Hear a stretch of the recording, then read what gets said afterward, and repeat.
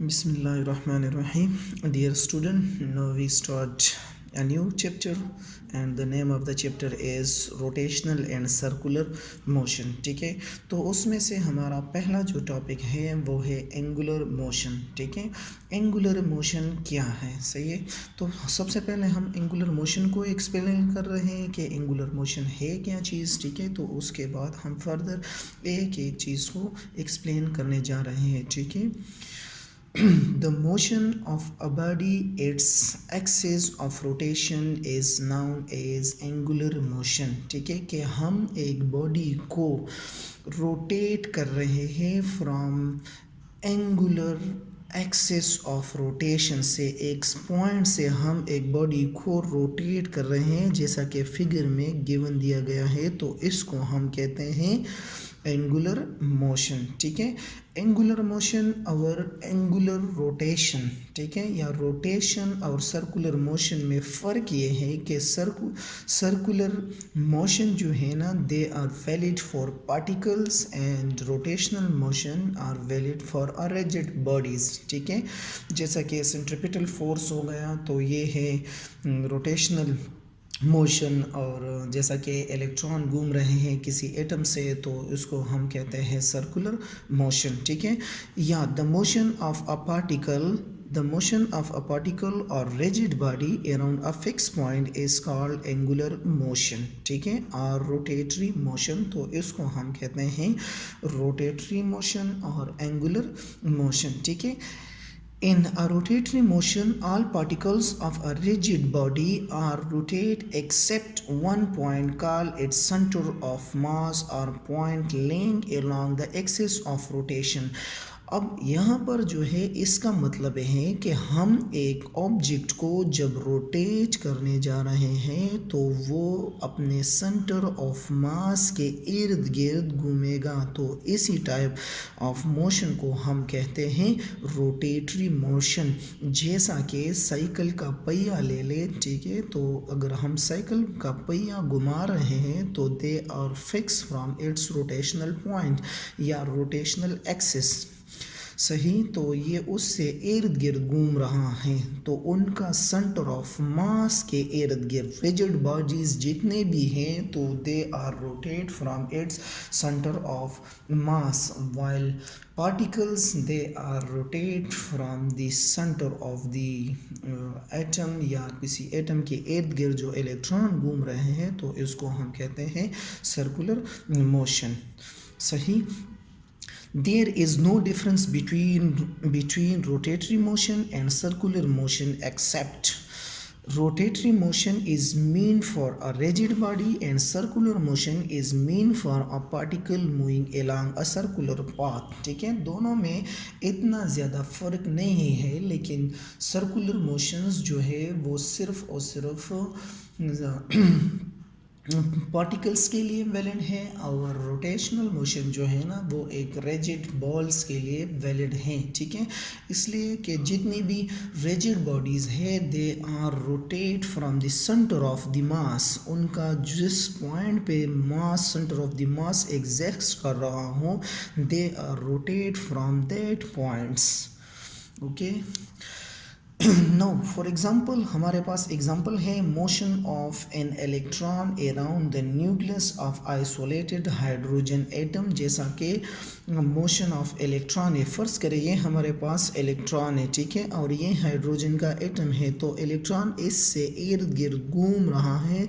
This motion is called circular motion. सही, अब उसके बाद for example a moving car along a circular path, या एक मोटर कार है. ठीक है, और एक सर्कुलर पाथ में रोटेट कर रहा हो from its axis of rotation. Such a motion is called circular motion और rotatory motion.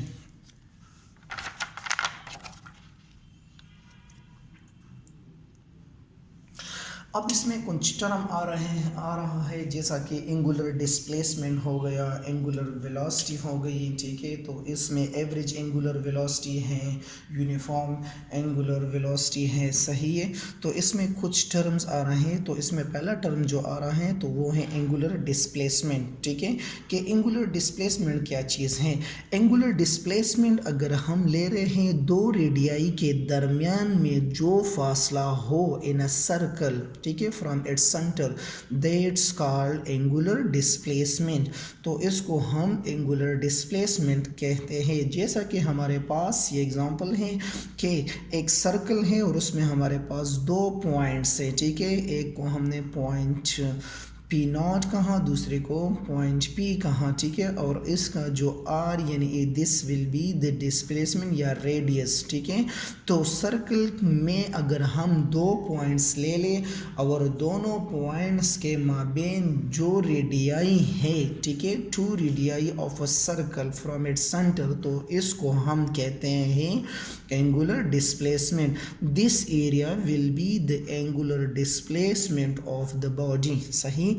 The angle by which a body is moved along a circle is called angular displacement।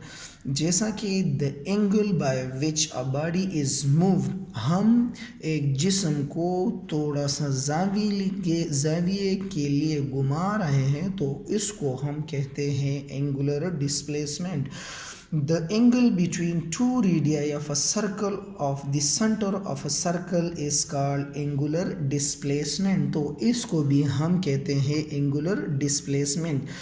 In a given figure, जैसा कि हमारे पास ये figure है, अब इसमें theta, ठीक है, और ये है one radii and this will be the other radii of the circle, ठीक है। तो दोनों रेडियाई को के माबेन में जो फासला है तो इसको हम कहते हैं एंगुलर डिस्प्लेसमेंट, ठीक, सही।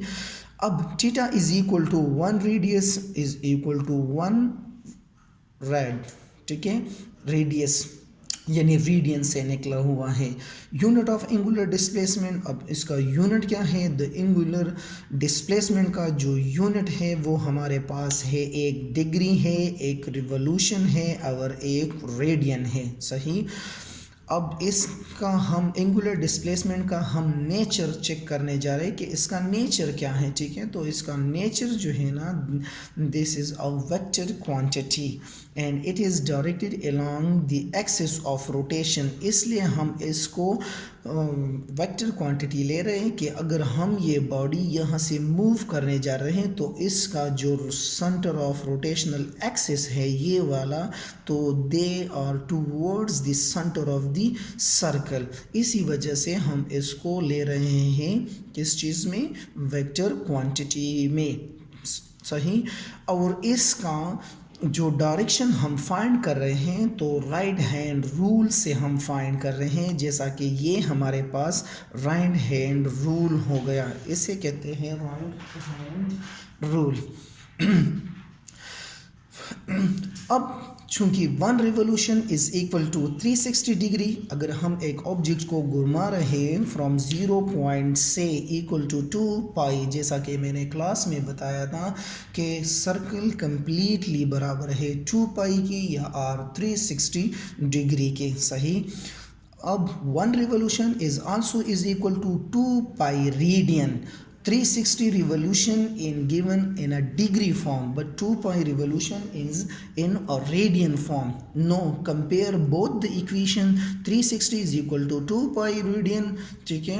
अब हमें चाहे रेडियन में कि रेडियन किस चीज़ के बराबर है, तो 360 डिवाइड बाई 2 पाई, इसको सॉल्व कर ले तो वो हमारे पास बराबर होगा कि 1 राड या 1 radian is equal to 57.3 degree. ये हमारे पास बराबर है 57.3 डिग्री के, सही है।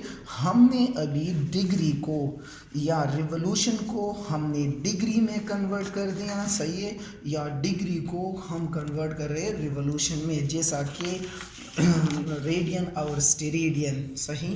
तो ये दोनों वहाँ से आ रहा है, सही। अब इसके बाद है angular velocity.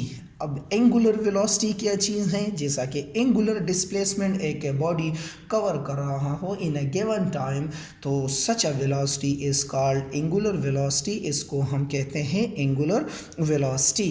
The rate of change of angular displacement is called angular velocity. के डिस्प्लेसमेंट में चेंज आ रहा हो, फॉर एग्जांपल पहले से ही डिस्प्लेसमेंट ए टू बी था, फिर बी से सी, तो जिसमें टाइम के हिसाब से चेंज आ रहा हो डिस्प्लेसमेंट में, तो उसे हम कहते हैं एंगुलर वेलोसिटी।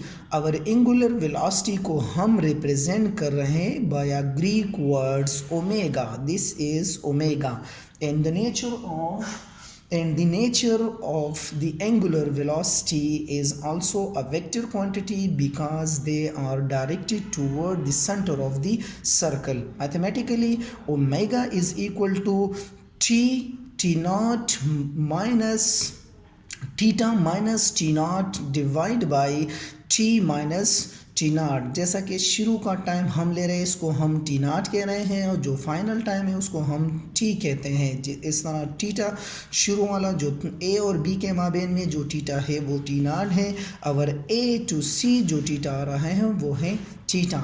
तो theta minus t naught is equal to delta theta divide by delta t. अब इसका यूनिट जो है angular velocity is measured in radian per second, revolution per second और degree per second, and this will be the dimension is also omega is equal to theta by T is equal to 1 by t, because theta is a dimensionless quantity.